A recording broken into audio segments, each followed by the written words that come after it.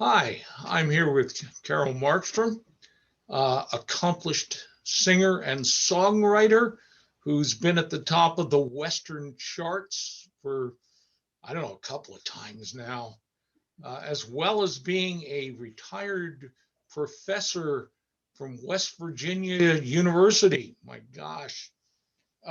So, Carol, tell me, uh, what's your genre? What sort of songs do you sing?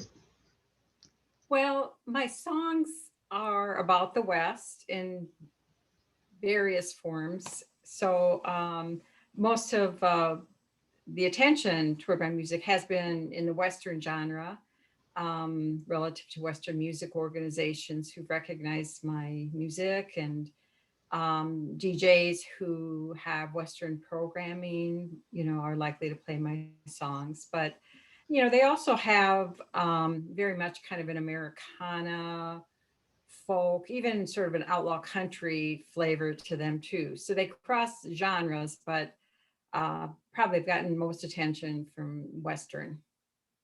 That Okay, kind yeah, of I makes know quite a few of them. Tom Jeffords had a secret, yes, um, and then you've got your, is it called Ride On?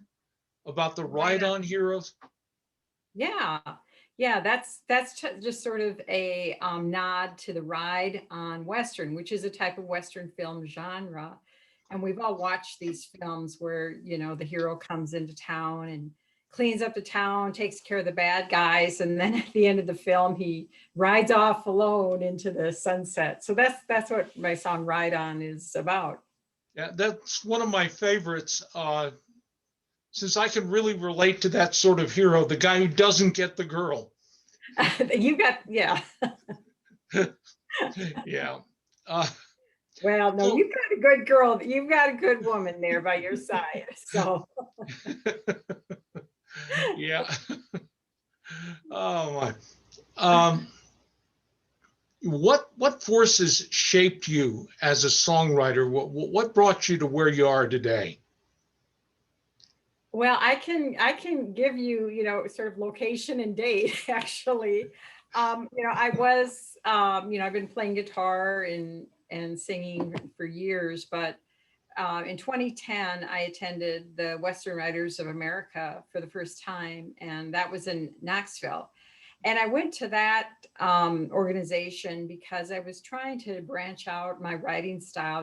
Before then, it had been very much academic, very technical, scientific kind of works. And I wanted to learn, more creative expressions of writing. So every night at the meeting of the Western Writers of America, they had jam sessions, and these Western musicians who are all singer songwriters were performing, and I was just enthralled, that they were singing stories about the West. And I was at a point where I was ready to start writing my own songs. I've been covering everybody else's songs, but now it was time for me to have some expression, and that really was the start of it. And so I connected to people like Jim Jones, who mentored me initially in that process and still does, but Yeah. he was just great in encouraging me down that pathway. I remember those first times when you sang, and since then you have learned to project and fill the room with your sound. Uh, Whereas I think you were scared half to death those first Oh, times. absolutely. I just didn't have confidence that I was good enough to hold my own with that, the caliber of musicians that perform. And now, actually, for the past several years, I'm one of the organizer, along with Bill Groneman, of those nightly jam sessions. So you just never know where things will take you. Yeah, Yeah. you got to step out and just take the risks. And uh, I've had to do it. I did it, and everybody has to start somewhere, and you go from there. And I know that Jim Jones helped you and got you um, lined up with a studio crew and background music so that your recordings, your professional recordings really, really sound professional. Yeah, and they were, I recorded the first two with Seth Maynard at Lone Wolf Productions in West Virginia because I was still living there. And the last one was produced in Nashville by Bill Vorndick. But Jim, and John Chandler's another one, both of them, you can hear them on some of my songs, whether it's playing harmonica or background vocals or dobro, they both, have had, presence in my songs in the recordings. So that's been great. What are some of your favorite songs? I'd say my favorite is also the favorite of fans because East to El Paso is a song from my Crossing Borders album, which I will. Okay, there you go. And if I don't get it, if I'm late singing that one in an evening, someone will yell out, play East to El Paso. And, it's a romantic song. I think of it of having been set in Rosa's Cantina in El Paso. But the story is very different from the Marty Robbins story, but it's my version of an El Paso love song. So that's my favorite. And it actually, when we recorded it, I could hear a man singing that with me, and I knew the voice I wanted, and that's John Chandler. So I brought it to John, and I said, I can hear you on this song. And so it ended up being a duet. But Yes. Unfortunately, we've never been at the same time, place to perform it live, even though the recording really came out well, I gotta say. Yeah. I remember you're telling me a couple of times that song had been inspired by all the signs in Tucson that say East El Paso. You remembered. Well, that's it. If you head east out of El Paso out of Tucson, that is, driving east on I-10, you're going to see that sign about 100 times. So Yeah. that's where the idea came from. And then I thought, well, let's make it into a love song, and one thing led to another. So that's my favorite. That's probably my favorite. Also, my song "Tucson Twilight" from my first album. Where's that one? "Vision Across the Range." Yes. That one just came out of being home here in Tucson and watching the sunset, and it just kind of turned everything pink. And as I was just sort of reflecting and contemplating life's deeper matters, the Navajo beauty prayer kept running through my mind, with beauty all around me. And so that became a significant part of the song as well. So a lot of people tell me that song gives them a sense of peace and comfort and reassurance. It's a spiritual song in some ways. And so that's really, makes me feel good, because that's what I wanted to be, a song of kind of an inspirational song. And that's how it came out. It is a very interesting and, yeah, a very heartfelt kind of song. I was looking at the album cover there. You had your picture taken in that album out there in Texas Canyon, I think, right? Yeah, in the Dragoon Mountains of Arizona. And oh boy, Lori Faith Merritt was my photographer, and she had me climbing up rocks, and then she had me the guitar, and like, how could I survive that without a major fall? But we got it done. Yeah. Yeah. It was, I knew that was the setting I wanted. I guess when I was doing this, and Lori Faith appreciated this too, that one of the songs on here is Lozen, who is a female Apache warrior. And that's a good example to share how when I taught Native American Studies at West Virginia University, I would teach about Lozen and many other Apaches as well. But that became a song then. So really, from the classroom into my songwriting. And Lozen, of course, we don't know a lot about her. She was the sister of Victoria, we're told, and she had particular supernatural gifts that enabled her to be really critical in warfare and discerning the whereabouts of the enemy. So that was the song tells her story, and really just how important and significant she was to the Apaches. You got another song on that album I know that's set out there in Texas Canyon, out there in the Dragoons. Skyrock, I think, is on that album, isn't it? It is. It was funny how that one came about too. I was Skyrock actually is on Crossing Borders. Back Oh, to it's on this. that one? Okay. Yeah, it came out on this one. But yeah, that Skyrock is a place up there in Texas Canyon. It's on someone's ranch, and people would climb ladders up back in the day to get to the top, and they had dances up there. People come from miles around. You know the story as well, Doug. In fact, one of your friends told me about it, and one thing led to another, and the song resulted. So Yeah, they had a whole dance hall up on top of this huge boulder. yeah. And it's, I don't know, 60, 70 feet high, and you go up by stairways. Oh, Yeah, well. you just hope there wasn't a lot of drinking going on up there, because that was the danger, falling off to certain death, I'd say. Yes. Cowboys dumping each other off the dance floor. Right. Yeah. Um, wow. I know you've been working on some sort of song with Manuela Snyder. Yes. She brought me an idea. Of course, you had her on another one of these programs, and she's a German woman who loves the West, and I know she's just pining to get back here. Of course, she usually comes a couple of times a year and hangs around down by Tombstone, and she's written some great Western fiction, romantic fiction as well. Yeah.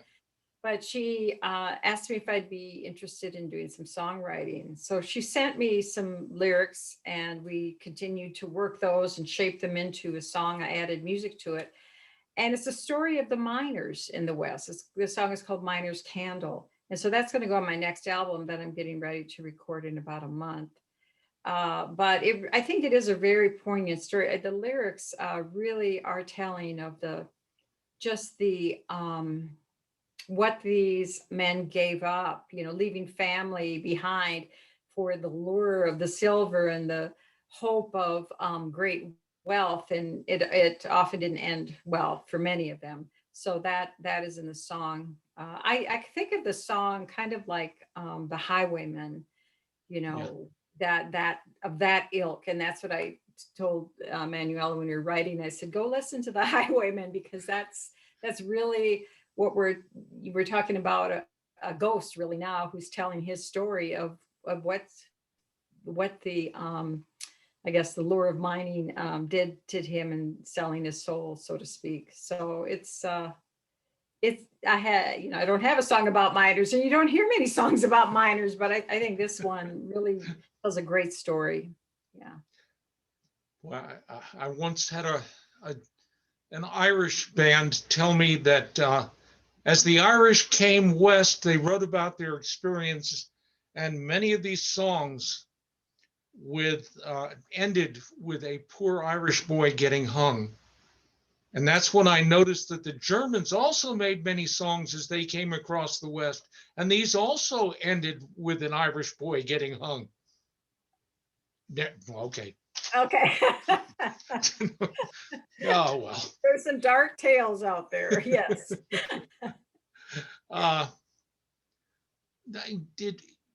Did you do Modok Up with Chiwa James?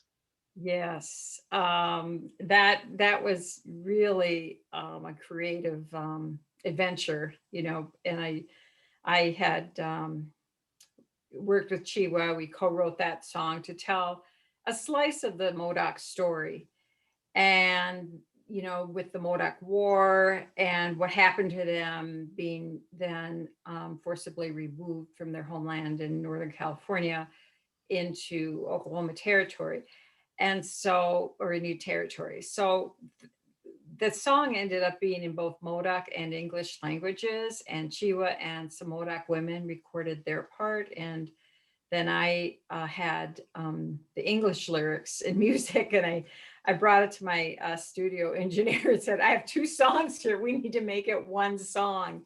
And he really, Seth Maynard did a beautiful job sort of weaving the story, but surrounded by these sort of haunting sounds of Modoc women singing. Yeah. Yeah, I've noticed that a number of your songs involve the Native American experience in the West. But so tell me, what makes you unique as a songwriter and singer? I think that is definitely one aspect of it. Like I said, I came out of academia and had been taught to write, but in a very confined, sort of detailed, technical manner. So to make that transition into creative writing relative to songwriting, um, that was um, that was, a steep learning curve in some ways.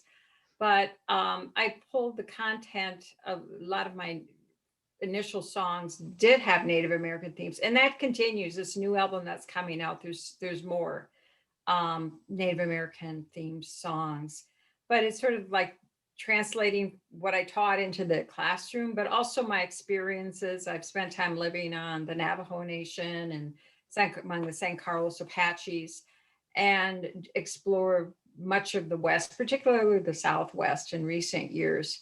So those sort of experiences firsthand with research and then teaching, I found ways to sort of creatively weave those stories into songs. And, song, you're limited. I read a manuscript for a journal, and, you have 20, 30 pages there, but to whittle that down, into maybe 2 or 3 verses and a chorus it's a challenge, but you learn to be very succinct, and it forces you to identify what is really the most important, what are the most important details, and what's extraneous that doesn't need to be in the song.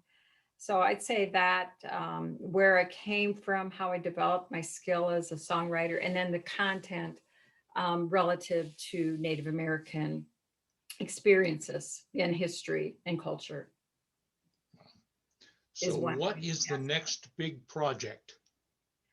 Well, it's my new album. I've been writing songs like crazy, especially this last year. I haven't been performing as much, so I've been at home writing, and uh, it's taken me into some unexpected directions where I'm finding that my story is being woven into these songs. So they're partly autobiographical, but with some liberties and some fiction in there too.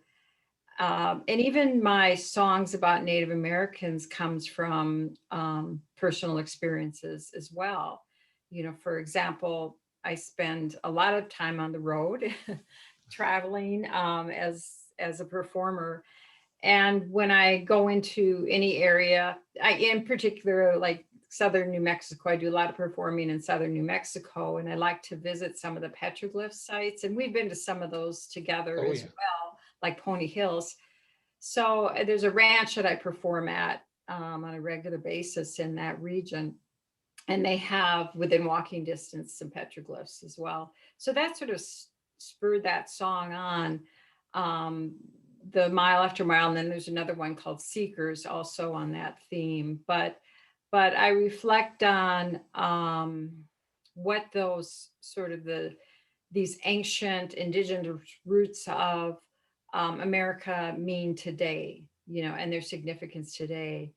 And like relative to the petroglyphs, it's what, we're all drawn to these, but what is it? What connects us to these people of 800 or more years ago who did these markings in the rock or painted on the rocks? And, we're maybe not so different after all.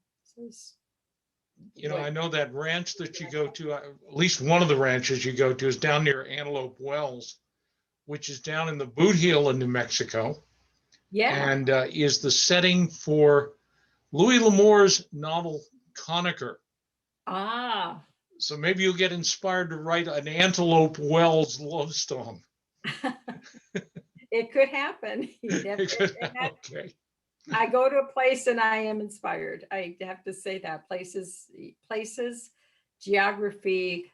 I guess that's another unique aspect of my song and other people's songs too, but place and geography are central in every song I write. Yeah. Well, is there anything else that you want to add right now, or any final thought? Well, just watch for my next album called Album 4.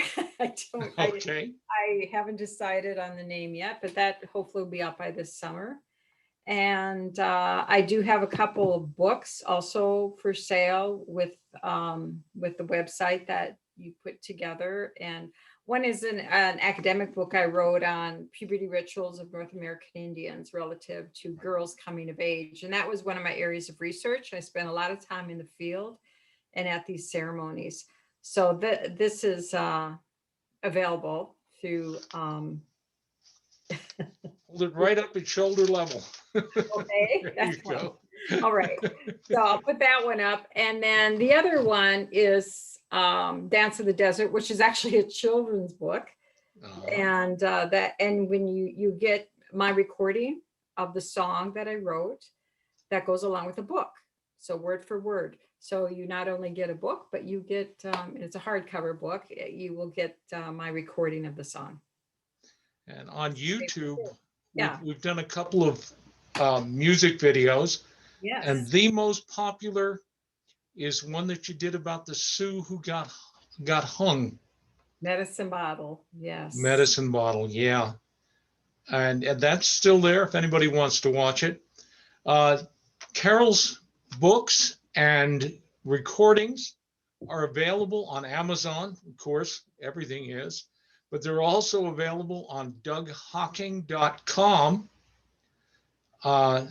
And there are links to DougHawking.com from the Tucson Festival of Books, Exhibitors Marketplace, Amigos and Ladies of the West. You can also find links, Amigos and Ladies of the West, in Facebook. So, Carol, have a good day. Take care, and we'll see you next time. Okay. Thank you, Doug. Appreciate it. Thank you, Carol. Take care.